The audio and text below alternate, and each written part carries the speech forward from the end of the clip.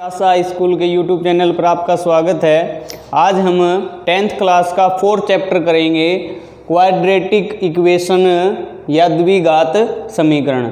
इससे पहले भी हमने जैसे 9th में भी कर चुके हैं और 8th में भी इसके बारे में हम पढ़ चुके हैं।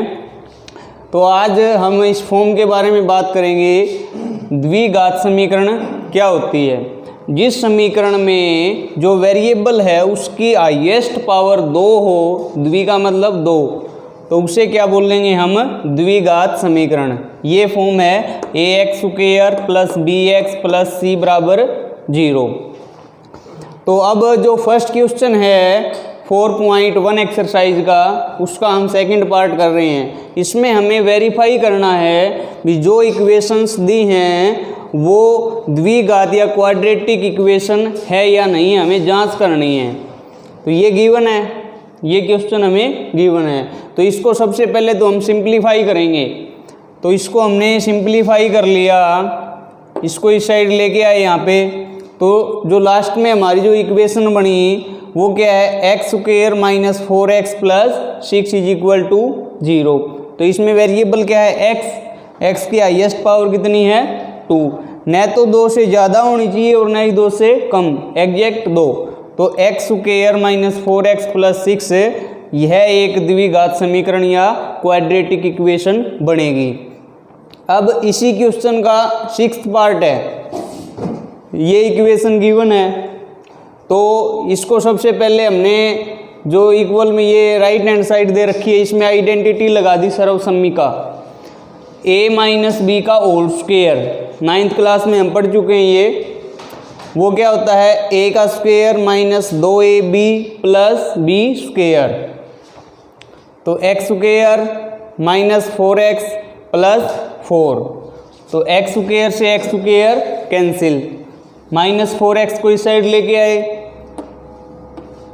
4 को इस साइड लेके आए, -4 हो गया। तो इसको हमने सिंप्लीफाई किया तो ये क्या बन गया हमारा, 7x - 3 = 0। तो ये तो हमारी एक रैखिक समीकरण बनी। तो ये हमें बताना था भी द्विघात है या नहीं है। तो ये हमारी नहीं है, एक द्विघात समीकरण नहीं है। तो इस क्वेश्चन जो फर्स्ट क्वेश्चन है, इसमें अलग अलग आइडेंटिटी का भी यूज़ करके हम इनको वेरीफाई कर सकते हैं भी ये हमारी द्विघात समीकरण है या नहीं है। अगर उसकी वेरिएबल की हाईएस्ट पावर 2 है तो वो हमारी द्विघात समीकरण होगी, अन्यथा नहीं होगी। अब हम सेकंड क्वेश्चन का सेकंड पार्ट कर रहे हैं। इनमें क्या स्टेटमेंट दिए हैं कुछ, तो उसको हमने क्वाड्रेटिक इक्वेशन की फॉर्म में चेंज करना है। तो इसमें दिया है 2 धनात्मक पूर्णांकों का गुणनफल 306 है, तो पूर्णांक ज्ञात करने, क्रमागत। तो सबसे पहले तो क्रमागत या कॉन्सिक्यूटिव इंटीजर क्या होते हैं। क्रमागत का मतलब क्रम के अनुसार आने वाला। जैसे पहला नंबर 2 है हमारा, तो इससे आगे वाला कितना होगा, 3, यानी कि जो पहला उसमें 1 हम ऐड कर देंगे, ठीक है। लेकिन अब हमें नहीं पता भी 2 धनात्मक पूर्णांक कौन से हैं। तो हमने क्या मान लिया, हमने मान लिया पहला धनात्मक पूर्णांक क्या मान लिया, x।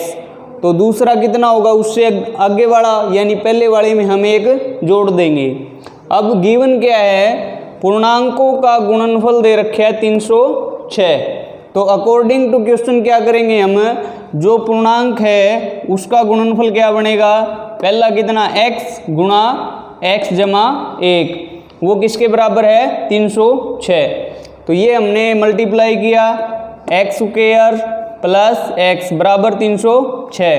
306 को इस साइड लेके आए तो ये माइनस का हो गया, यानी कि हमारी एक द्विघात समीकरण क्या बन गई, x² + x - 306 = 0। इसको अगर हम गुणनखंड विधि से x का मान भी निकाल सकते हैं अगर निकालना चाहे तो, लेकिन इसमें सिर्फ द्विघात समीकरण में ही बदलना है। आगे वाली एक्सरसाइज में हम फैक्टर भी करके देखेंगे। तो इस प्रकार से इसके जो बाकी पार्ट है उसको भी हम इसी तरह से सोल्व कर सकते हैं। अब हम सेकंड क्वेश्चन का 4th पार्ट कर रहे हैं। इसमें हमें स्पीड ऑफ ट्रेन निकालनी है, यानी रेलगाड़ी की चाल। जो हमें निकालना है उसको हम x मान के चलेंगे। तो सबसे पहले इसने कहा है भी एक रेलगाड़ी को दूरी तय करनी है 480 किलोमीटर की, और अगर उसकी दूरी उसकी चाल 8 किलोमीटर प्रति घंटा कम कर दें हम, तो वो पहले वाली जो चाल थी उससे 3 घंटे ज़्यादा लेती है। तो हम क्या मान के चलेंगे, माना रेलगाड़ी की चाल क्या मान ली, x किलोमीटर प्रति घंटा, दूरी कितनी तय करनी है, 480 किलोमीटर की। तो इस चाल से 480 किलोमीटर की दूरी तय करने में कितना टाइम लेगी, दूरी बटे चाल, तो 480 बटे x हो गया। अब 8 किलोमीटर प्रति घंटा कम करने पर रेलगाड़ी की चाल क्या होगी, पहले क्या थी x किलोमीटर, तो कम करेंगे तो x माइनस 8 किलोमीटर प्रति घंटा इसकी चाल होगी। अब दूरी तो उतनी तय करनी है, 480 किलोमीटर की दूरी तय करने में अब कितना टाइम लेगी वो, 480 बटे x माइनस 8 घंटे। अब इसने बोला है भी ये जो टाइम था ना, ये और ये 3 घंटे ज़्यादा लेती, क्योंकि इसकी स्पीड कम होगी, अगर धीरे चलेगी तो टाइम ज़्यादा लेगी। मान लेते हैं हम एग्जाम्पल के लिए ये 5 घंटे लेती है, तो ये कितना लेगी, 8 घंटे।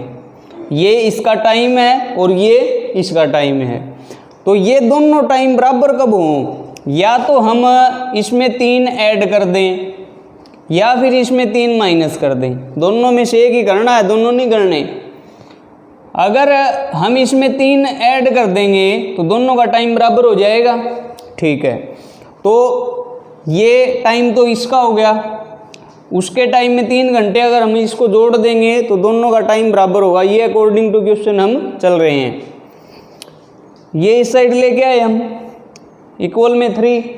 अब x माइनस 8 और x दोनों को एलसीएम ले लिया, 480x से मल्टीप्लाई करेंगे, माइनस ये सोल्व किया तो 480 और माइनस प्लस 3840 बराबर 3।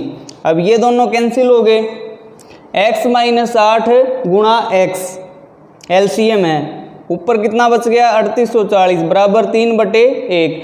इसको क्रॉस मल्टीप्लाई किया है, या इसको हम बोलेंगे आर पार की गुणा करने पर, इसको इससे मल्टीप्लाई और इसको इससे, तो 3840 को 1 से करेंगे तो सेम आएगा। फिर आगे इसको किया तो ये हमारी गुणा आ गई। अब इसको उस साइड लेके गए हैं तो ये प्लस का था तो माइनस का हो गया। अब इन दोनों इस इक्वेशन में से 3 कॉमन निकाल लिया तो x square minus 8x minus 1280 बराबर 0। तो इस स्टेटमेंट को हमें इस द्विघात समीकरण के रूप में ही लिखना था, जो हमने निकाल दिया। अगर हम इसके फैक्टर करना चाहें तो गुणनखंड या फैक्टर से हम इसको x का मान निकाल के इसकी एग्जैक्ट जो स्पीड या चाल ट्रेन की निकाल सकते हैं। तो इसके जो बाकी पार्ट्स हैं उनको भी हम इसी प्रकार कर सकते हैं। इसमें जो एग्जाम्पल हैं या फर्स्ट क्वेश्चन के रिमेनिंग पार्ट हैं उसको भी आप आइडेंटिटी का यूज़ करके कर सकते हैं। अगर किसी को कोई डाउट है तो कमेंट बॉक्स में डाल सकते हैं।